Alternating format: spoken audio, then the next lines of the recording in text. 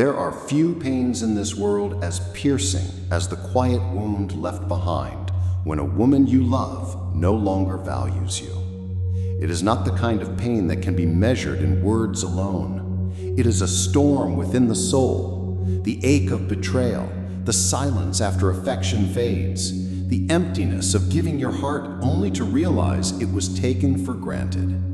Many men feel as though their worth is reduced to dust in such moments. But the Stoics, the ancient masters of resilience, remind us that heartbreak, though sharp and bitter, can also be the fire that purifies the soul. Epictetus once said, "When someone is properly grounded in life, they shouldn't have to look outside themselves for approval." And this is the first lesson we must remember. The pain of being undervalued is not a reflection of who we are, but of the expectations we attach to another person. Marcus Aurelius, Emperor of Rome, understood this more than most. Despite commanding armies and ruling an empire, his private life was not without sorrow. He buried children. He was betrayed by those he trusted. He suffered losses that would shatter most men.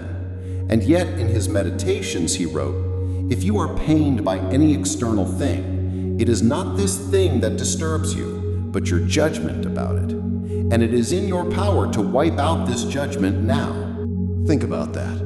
When a woman hurts you, it is not only her words, her actions, or her coldness that wounds you. It's the story you tell yourself about what it means. She doesn't love me, so I must not be enough. She walked away, so I must be worthless. But these are not truths. They are interpretations. And the Stoics remind us, reclaim your power by mastering the story you tell yourself. Consider Epictetus, born a slave, beaten, left with a crippled leg. By all appearances, his life should have been nothing but suffering. But instead of being crushed, he rose to become one of the greatest teachers of resilience in history. He said, "You may fetter my leg, but not even Zeus himself can overpower my free will." That is Stoicism in the face of pain. That is freedom no one can take from you. And this is where heartbreak meets Stoicism. You cannot control whether a woman values you, whether she stays, or whether she treats your love as treasure or as something disposable. But you can control your response. You can control the dignity with which you carry yourself when love is not returned. You can decide to remain unbroken. Seneca knew betrayal well. His enemies turned against him. He was stripped of power and in the end ordered to take his own life. And yet in his writings he reminds us we suffer more in imagination than in reality. This is what we often do when a woman hurts us. We relive the pain, we replay the moment, we reopen the wound again and again. The Stoics say, don't give what is already gone the power to wound you twice. Let the moment pass. Don't let yesterday's pain destroy today's peace. And remember, the Stoics were not statues without feelings. They were men who felt deeply.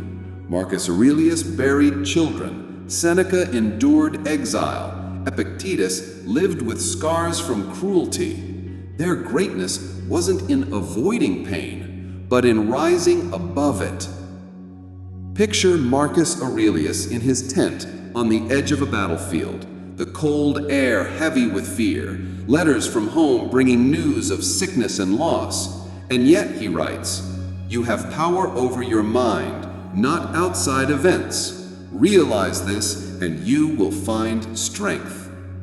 He couldn't command fate to spare him sorrow. He couldn't command others to remain loyal, but he could command himself to think rightly, to act with honor, to remain steady when everything else shook. This is what Stoicism offers you now. Not a way to erase heartbreak, but a way to transform it, to take the wound and forge it into wisdom, to stand not as a man broken by rejection, but as a man tempered by it. When a woman hurts you, yes, she may wound the heart, but only you can wound your soul. And the Stoics remind us, you need not wound yourself. Every pain is a test, every heartbreak a trial. The question is not, why did this happen to me? The question is, what will I become because of it? So, rise. Rise above the bitterness. Rise above the longing. Rise above the despair. Like Marcus, choose serenity over chaos. Like Seneca, choose wisdom over rumination. Like Epictetus, choose freedom over chains. Rise. For in the end, when a woman hurts you, the Stoic answer is not revenge, not bitterness, not despair. It is transformation, to become stronger, freer, and more complete than you were before. And perhaps one day, when you look back at the pain that once broke you, you will see it not as your undoing, but as your awakening. Because pain, my friend, is not the enemy. Pain is the sculptor, the fire that burns away what is weak and leaves only what is unshakable. Marcus Aurelius, the philosopher king, knew betrayal, loneliness, and endless burdens. Yet he wrote in his meditations, "If you are distressed by anything external, the pain is not due to the thing itself, but to your estimate of it, and this you have the power to revoke at any moment." Seneca, exiled by the very emperor he once served, sat in forced solitude, stripped of wealth, stripped of honor, and yet he declared, "No man is more unhappy than he who never faces adversity, for he is not permitted to prove himself." Epictetus, once a slave beaten and broken by his master, refused to see himself as a victim. He said, "You may fetter my leg, but not even Zeus has the power to control my will." These men knew suffering. They knew betrayal. They knew what it was to be hurt. And yet they rose. And so must you. When a woman hurts you, it is not the end of your story. It is the sharpening of your spirit. It is the moment life itself asks you, will you remain broken or will you rise unbreakable? Your answer must be clear. You rise, not to prove her wrong, not to win her back, not to soothe your ego, but to reclaim yourself, to step into a version of you that no wound, no betrayal, no rejection can destroy. The Stoics teach us, control what you can, release what you cannot. You cannot control her choices, her actions, her heart, but you can control your response. You can master your mind, your discipline, your destiny. And that, my brother, is the greatest victory of all. For the man who conquers himself is greater than the man who conquers empires. So take the pain. Do not hide from it. Let it forge you. Let it harden your resolve. Let it teach you that no one, not even the one who hurt you most, has the power to define your worth. For in the end, you will see, she did not break you. She built you. And what was once your wound will become your wisdom. And yet, here is where most men falter. They stop at the wound. They linger in the shadow of betrayal, replaying the moment again and again until it becomes their identity. But the Stoics remind us, pain is not meant to be a cage. Pain is meant to be a forge. Picture the blacksmith's fire. The raw metal is placed into the flames not to destroy it, but to make it unbreakable. In the same way, the heat of heartbreak is not sent to reduce you, it is sent to refine you. The question is not whether the fire will burn, it always will. The question is, will you emerge hardened, sharpened, ready to face the world anew? Or will you remain ashes, blown about by the winds of sorrow? Marcus Aurelius understood this well. In his writings, he did not lament fate, though fate had taken much from him. Instead, he wrote, "A blazing fire makes flame and brightness out of everything thrown into it." Think about that.